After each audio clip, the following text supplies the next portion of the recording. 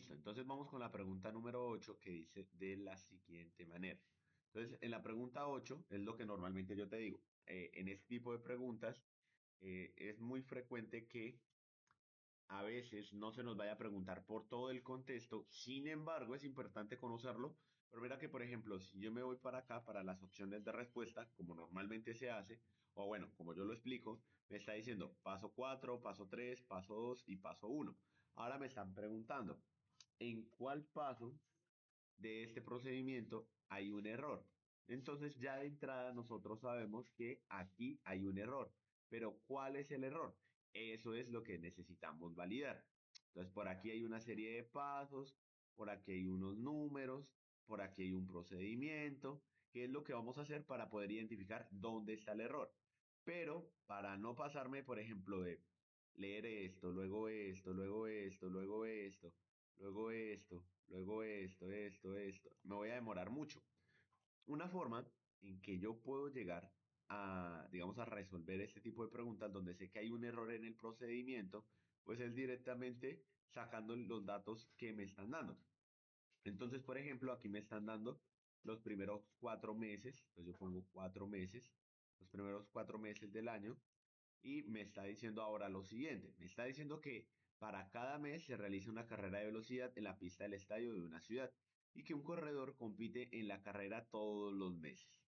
Entonces dice que recorrió el año pasado la pista con una velocidad promedio de 8,2 metros sobre segundo. Entonces promedio será igual a 8,2 metros. Listo. Este es de el año anterior o el año pasado.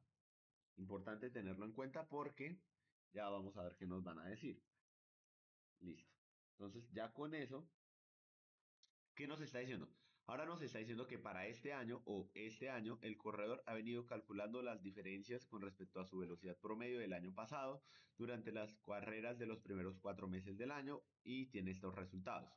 Ahora dice que para calcular la diferencia entre el promedio de los anteriores meses con respecto a su promedio del año pasado, el corredor efectúa el siguiente procedimiento. Entonces, en el paso uno nos dice, por ejemplo, que va a sumar el valor de cada mes al promedio del año pasado. Entonces, por ejemplo, al promedio del año pasado, que es 8,2, que está por aquí, a 8,2 le va a sumar, en este caso, 0,6 metros por segundo, que seguramente tuvo como ventaja en enero. Listo. Luego, esos 8,2 le voy a restar 0,7, luego le resto 0,3, luego le sumo 0,1. Y ahí tendría, según nos está diciendo el corredor, la sumatoria. Es decir, se suma el del mes con el año pasado. Ahora dice que suma los valores encontrados en el paso uno. Entonces va a sumar, por ejemplo, 8,2 más 8,6, perdón, 8,2 más 0,6 es 8,8. Entonces ponemos por acá. Luego le restamos esto da 7,5 si no estoy mal. Luego le restamos 0,3, entonces esto da 7,9. Luego le sumamos 0,1, todo del promedio de 8,2 metros del año pasado. Ahora, 8, listo. Ahora yo sumo, me está diciendo el paso 2 que los sume los valores. Entonces yo empiezo 8 y 5, 9 y 3, entonces 9 y 3, 12, y 8, 20 y 5, 25, 5 llevo 2, vuelvo a verificar. Entonces 9 y 3, 12, a 8, 20 y 5, 25, 5 llevo 2, ahora 8 y 2, 10, luego 7 sería entonces en este caso, bueno, 7 y 7, 14. Entonces 8 y 2, 10 y 14, 24. Y ahora 8, 28, 29, 30, 31, 32. Es decir, 32,5. Porque acuérdate que lo estamos sumando con el promedio. Ahora, dice que esto lo va a dividir por el anterior. O sea, este de 32,5 lo va a dividir entre 8,2. Entonces pone 8,2. Y luego dice que resta el valor encontrado en el paso 3 al promedio del año pasado. Y el promedio del año pasado pues es 8,2. Ahora, resta el valor encontrado al promedio. Según el procedimiento que acabo de mostrarte así por encimita, si quieres lo puedes leer, no hay ningún problema. ¿Cuál crees, en este caso, que es o ¿dónde crees que está el error del procedimiento? Entonces, espérame, lo voy a dejar un poquitico más pequeño para que se logre ver. Creería que por ahí.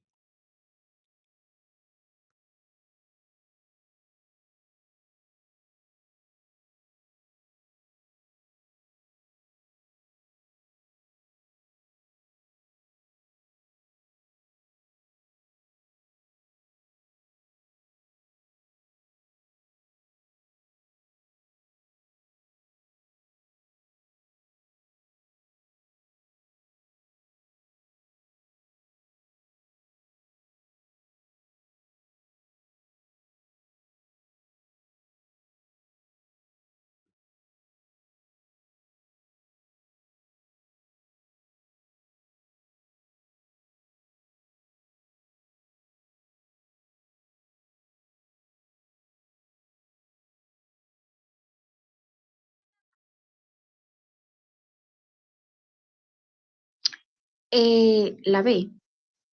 La, ¿Por qué la B?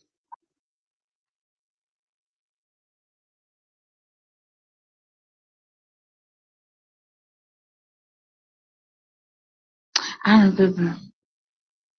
Em,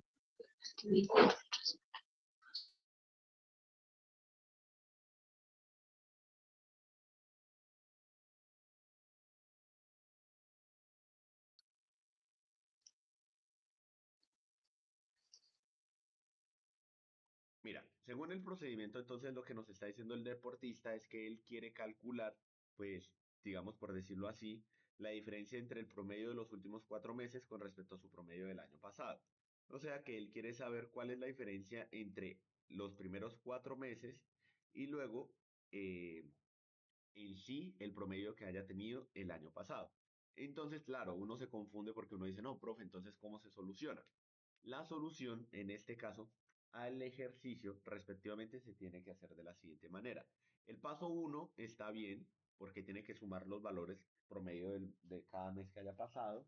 Entonces ahí está bien porque los datos son los datos reales con los que pues, él sacó sus promedios durante los primeros 4 meses. Pero luego el paso 2 dice, suma los valores encontrados en el paso uno. ¿Para qué los va a sumar? En este caso los suma para poder identificar el promedio general. Entonces, cuando suma cada uno de los promedios, enero, febrero, marzo y abril, estaría sumando lo que lleva hasta ese momento del año. Entonces, el paso 2 también está bien. ¿Por qué está bien? Pues porque está solamente juntando los datos que tiene respectivamente. Luego, el paso 3 dice que va a dividir el resultado anterior entre 8,2, que es el promedio. O sea que, por ejemplo, si le dio, creo que le dio como 32, por decir algo, entonces 32 lo va a dividir en 8. ¿Cuántas veces está el 8 en 32? Pues empezamos 8, 16, 24 y 32. 4 veces. Porque 8 por 4, 32 a 32, 0. Y entonces aquí tendría, en este caso, un número. Pero ¿será que está mal el paso 3 o el paso 4? Porque luego dice el paso 4 que va a restar el valor encontrado en el paso 3 al promedio del año pasado. Pero, el paso 4 está mal. ¿Por qué está mal? Porque está diciendo que va a restar, en este caso, con el promedio cuando ya lo había dividido por el promedio. Yo no puedo restar y dividir porque si no me va a dar un número más pequeño. Y entonces, ¿qué sucede? Que ya el paso 3 nos adelantaba lo que estaba prácticamente adelantando el paso número 4. ¿Por qué? Porque con dividir el resultado entre 8,2, que es el promedio del año pasado, pues aquí ya nosotros teníamos un número para que nos hablara de cuál era el promedio que llevaba hasta ese momento. Por lo cual, el paso 4 resultaba prácticamente innecesario en todo el sentido de la palabra. ¿Por qué? Porque ya había encontrado el promedio en el paso 3 y con ello ya sabía cuál era la respuesta. Lo que pasa es que pues si se resta el valor, respectivamente, ¿qué va a pasar? Pues que en este caso estaría como revolviendo, revolviendo, revolviendo. Por lo tanto, el paso 4 está mal. Entonces nos vamos con la A que me dice, el paso 4 porque al restar el valor encontrado en el paso 3 a 8,2, el resultado es un valor cercano a cero y es imposible que este sea el promedio de los 4 primeros meses. Y es que prácticamente lo que está diciendo es que si yo a 4 le resto 8, pues esto da incluso -4. o que en este caso sería un número tan pequeño, tan pequeño, tan pequeño que no se podría hallar el promedio. Por lo que ya con el paso 3 que era dividir eso en 8,2, pues nos daba un número cercano, pero luego si eso lo íbamos a dividir, o en este caso le íbamos a restar nuevamente, pues ¿qué iba a pasar? Que no necesitábamos hacer el procedimiento del paso 4 y ya con el paso número 3 pues era más que suficiente. Sin embargo, en la B dice el paso 3 porque al dividir el resultado del paso 2 en 8,2 se está considerando un número mayor de datos del cálculo promedio y por tanto el promedio obtenido es incorrecto. Y esto sería cierto porque piensa que, por ejemplo, estamos hablando de que para el promedio del año pasado fueron 12 meses. Para el de este año apenas lleva 4 meses. Pero si dijera, por ejemplo, promedio total del año pasado junto con el promedio total de este año, ahí sí tendría sentido que la respuesta fuera la B. El paso 3 está mal. Pero en este caso, como se está determinando es a partir de un promedio ya dado con algo que es reciente, pues no tiene mayor complejidad. ¿Por qué? Porque es solamente un resultado parcial. Porque seguramente va a decir, ah, bueno, entonces mi promedio es de 4. Entonces, digamos, para enero, febrero, marzo, abril, para mayo va a decir, no, voy a recorrer más, voy a recorrer menos, dependiendo de cuál es la intención que busca el deportista, ¿no? Entonces, para este conjunto de datos, ya nosotros al sumar, o sea, al sumar el valor de cada mes con el promedio, luego dividirlo, ya nosotros estamos sacando el promedio acá, que era lo que te estaba mostrando aquí. Y listo. Entonces, la respuesta en este caso era que el paso 4 tenía un error. ¿Por qué? Porque no era necesario dividir, ya que si se hacía, pues daba un número que era menor o cercano a cero, por lo cual, pues no podría ser o es imposible que este sea el promedio de los primeros 4 meses. Listo. Ahora vamos con el ejercicio número 9, pero antes de ir al ejercicio número 9, hagamos el ejercicio número 10, que es un poquitico más fácil. Entonces me dices, porfa, cuál es la respuesta y la validamos. Ya, porque el 9 toca leer esto de aquí y luego esto de acá, pero entonces, ya que tenemos el 10 aquí, pues directamente hagámoslo.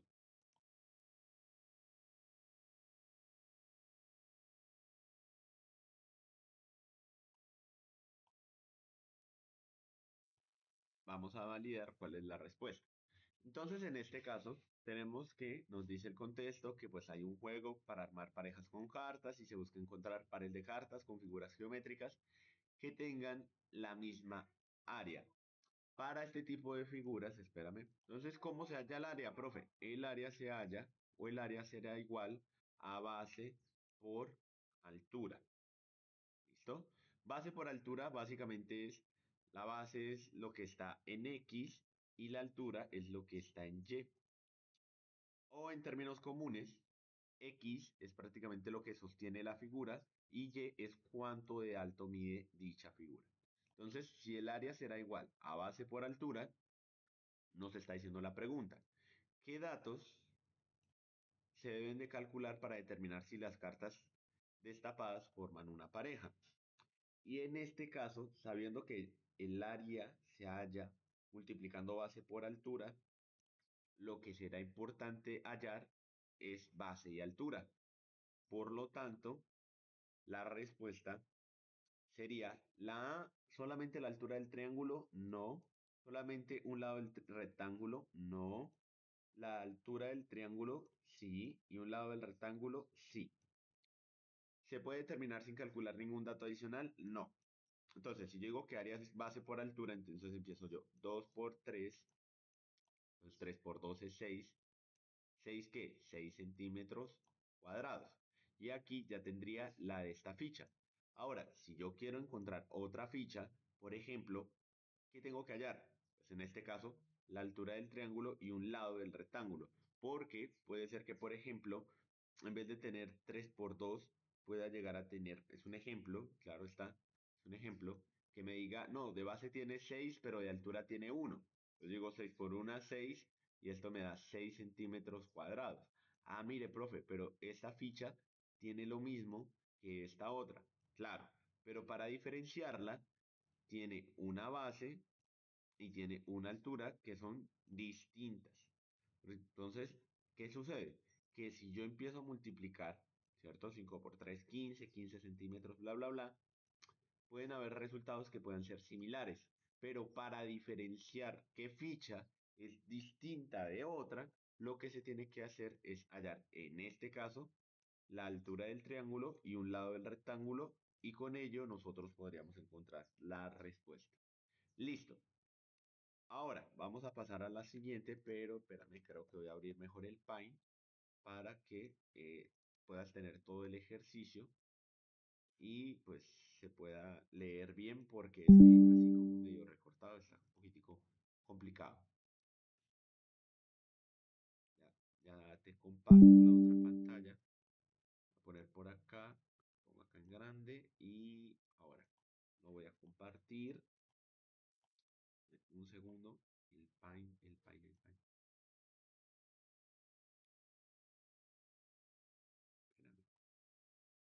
A ver. Acá está. Listo. Pues ahí está el Paint. Ahí está. Y lo voy a poner aquí en grande. Creo que ahí queda bien. Pero dame un segundo más. Solamente me falta. Ah, bueno, ahí se alcanza a ver, ¿cierto?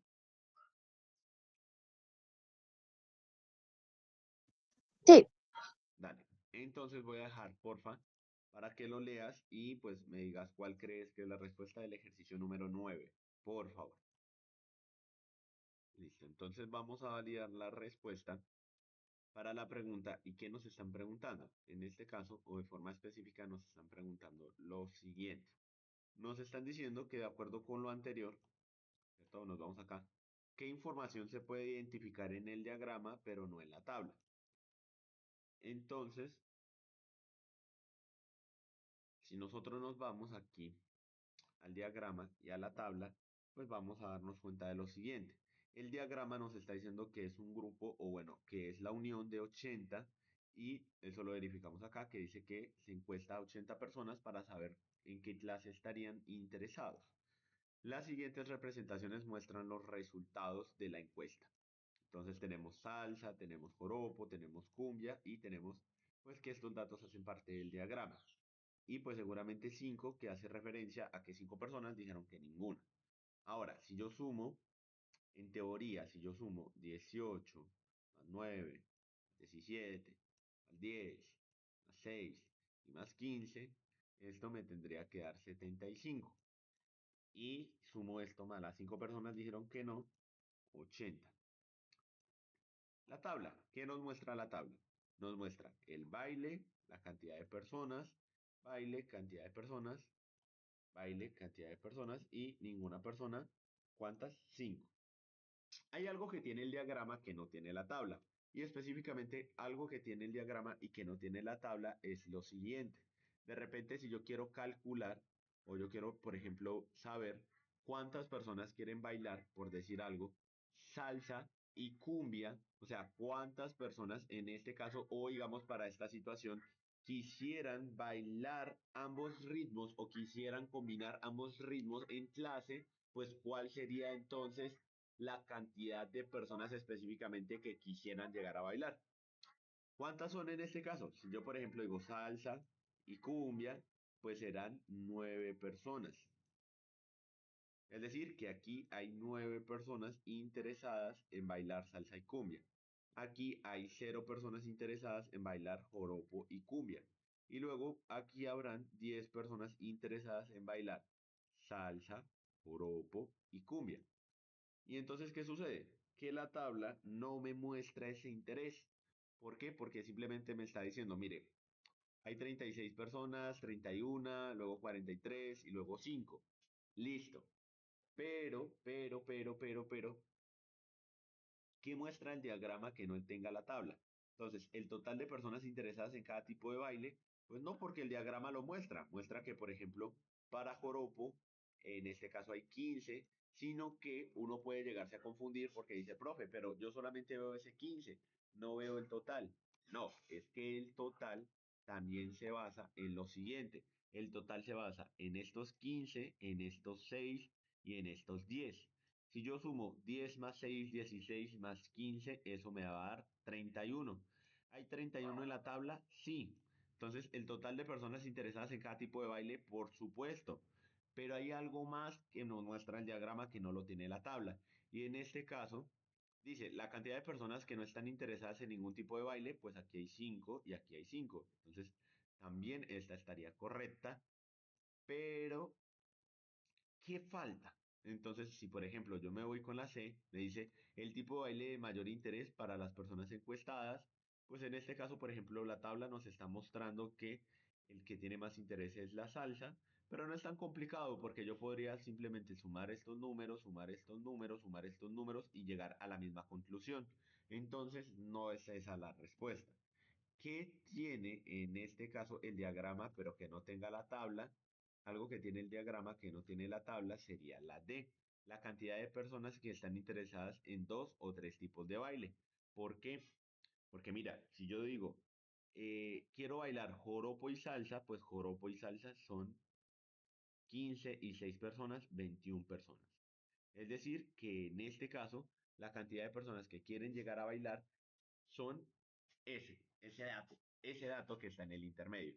Entonces 6, 9, 10 y cero, que luego se junta porque pues tenemos 18 de salsa, pero entonces a salsa también tenemos que sumarle a los 9 de salsa que quieren bailar también cumbia, luego a los que bailan joropo, aquí bueno, aquí no se le sumaría ninguno porque no bailan joropo y cumbia, pero de repente sí joropo con salsa, entonces esto es lo que nos puede identificar, pero eso no lo vemos en la tabla porque la tabla nos muestra pues que simplemente hay unas personas que quieren llegar a bailar, que son este total y ya. Pero algo que nos muestra el diagrama es, por ejemplo, cuántas de ese total de personas quisieran bailar no solamente cumbia, joropo, salsa o ninguno, sino también de repente cuántas quisieran llegar a bailar más de dos o más de tres canciones. Bueno, ritmos, ¿no? O música. Yo le digo canciones pues porque pues es para identificar que, por ejemplo, van a bailar una canción distinta respecto de salsa, joropo y pues asimismo cumbia. Entonces la respuesta para esta pregunta, específicamente para esta pregunta, es la cantidad de personas que están interesadas en dos o tres tipos de baile, que lo vemos en este diagrama, pero que no lo encontramos en esta tabla. ¿Por qué? Porque aquí nos da el total, pero aquí sí se desmenuza el grupo cuántas y de cuánto. Listo. Ahora, vamos con el siguiente ejercicio, que sería el ejercicio número, espérame, el ejercicio número 11. Pues ahí tienes el ejercicio número 11, porfa. Léelo y nos dices cuál es la respuesta. Verificar si la respuesta correcta es la C. Tú dices que tiende a aumentar linealmente. Aumentar. Y la respuesta en este caso, ¿qué me está diciendo el ejercicio? Me está diciendo que en una isla habita pues dos tipos de mamíferos, mamífero uno y mamífero 2. Ahora nos dice la pregunta, ¿cuál de las siguientes afirmaciones es verdadera sobre la suma de las dos poblaciones? Entonces imaginemos lo siguiente o pensemos en lo siguiente. Entonces tenemos el mamífero 2 y tenemos el mamífero uno. Si te das cuenta, el mamífero uno es constante, es decir, que en la tendencia o en los últimos momentos no ha cambiado, ha permanecido igual, mientras que para el mamífero 2 pues ha ido aumentando. Ahora, me está diciendo, ¿qué pasa si yo lo sumo? Pues imaginemos lo siguiente, yo pongo por ejemplo uno, uno, uno y uno, que hace referencia al mamífero uno, valga la redundancia, y yo le voy a sumar, en este caso, por ejemplo, aquí le voy a sumar 5, 10, 15, 20. Entonces empiezo 5 y uno 6, 10 y uno 11, 15 y uno 16 y 20 y uno 21. Y entonces, ¿cuál sería la respuesta? Pues que esto iría así, más o menos. Por lo tanto, la tendencia es que, o en este caso, las poblaciones van a tender a qué? A aumentar linealmente. ¿Por qué? Porque van a ir subiendo. ¿Cuándo sería constante? Si ambas fueran de la misma. Pero mira que en el mamífero 2 se aumenta. Y aunque aumente una unidad, pues es algo lineal. Sería constante si siguiera igual. No puede ser que tiende a cero porque pues ya hicimos la sumatoria. No puede ser que es un fijo distinto de cero porque entonces en este caso nos estaría diciendo como que no puede llegar a cero, sino que siempre tiende a un valor fijo distinto de cero, lo cual puede ser cierto, pero en el ejercicio específicamente tiende a aumentar de forma lineal. ¿Por qué? Porque pues lo acabamos de ver. Listo. Entonces, porfa, ayúdanos con el ejercicio número 12 y dinos cuál crees que es la respuesta. Tú dices la D o la B. La de dedo. Ah, ok, ok. Mira, entonces en este caso nos está diciendo, en la inauguración de unos juegos escolares de un colegio se hizo una encuesta para conocer las edades de los jugadores, bla, bla, bla. Se muestra la distribución en cada una de las edades y listo. ¿Cuál es el rango estadístico en las edades de los jugadores? Entonces, en este caso, el rango estadístico es lo siguiente. Cuando tú tienes un conjunto de datos pues te está dando una serie de informaciones. El rango es qué distancia o qué diferencia hay a nivel de datos, como fuera dado el número, respectivamente entre el mayor número y el menor número. ¿Por qué? Porque el rango piénsalo como, digamos, yo digo A y B, por decir algo. Entonces, yo quiero saber cuál es el rango de A hacia B. Y entonces, para saberlo, tengo que poner el número mayor con el número menor y luego restarlos. Entonces, en este caso, para este ejercicio, A sería 17 y B sería 12. Ahora, ¿qué hago yo? Si quiero saber cuánto rango hay o cuánta distancia hay de uno al otro, ¿qué es lo que hago? Pues simplemente resto. A 17 le quito 12. ¿Cuántas unidades hay del 12 al 17? Se puede hacer de ambas maneras. Digamos, tú puedes decir como, por ejemplo, el número mayor le restas el menor, o puedes decir cuántos números le falta al menor para llegar al mayor, y esa diferencia o ese número adicional que aparece, pues en este caso vendría a ser el rango. Entonces a 17 le quito 12, pues me da 5. O cuántas unidades le falta a 12 para llegar a 17, son 5. 1, 2, 3, 4 y 5. Y entonces la respuesta sería la B. La B. ¿Por qué la B? Porque es la diferencia. Entonces acuérdate que cuando se hable de rango, se habla precisamente de la diferencia que hay del dato mayor al menor o cuánto le falta al menor para llegar al mayor. Y esos son los datos que hay en el intermedio de ambos para saber. Listo. Ahora, ayúdanos porfa con el ejercicio número 17, 13, por favor. Este ejercicio consiste en lo siguiente. Nos está diciendo que en un dibujo de dos ojos y cejas, para una caricatura se utilizaron triángulos rectángulos con la condición de que el lado más largo del triángulo que representa un ojo sea igual a uno de los lados del triángulo que representa la ceja. Entonces, en este caso específicamente, nos damos cuenta de que hay una serie de datos y ahora nos dice cuál es la medida del lado más largo de la ceja. Y el lado más largo de la ceja respectivamente tendría que ser este de acá, este de acá. Y ahora, ¿qué datos tenemos? ¿Qué datos tenemos de aquí? Tenemos entonces que Y o XY es igual a WZ. Por lo tanto, entonces XY, que es esto de aquí, es igual a esto de acá. Y entonces aquí es donde traemos el teorema de Pitágoras. Pitágoras nos va a decir que en este caso esto es un triángulo y como es un triángulo, pues en este caso tenemos tenemos dos partes, ¿no? 3 centímetros y 4 centímetros.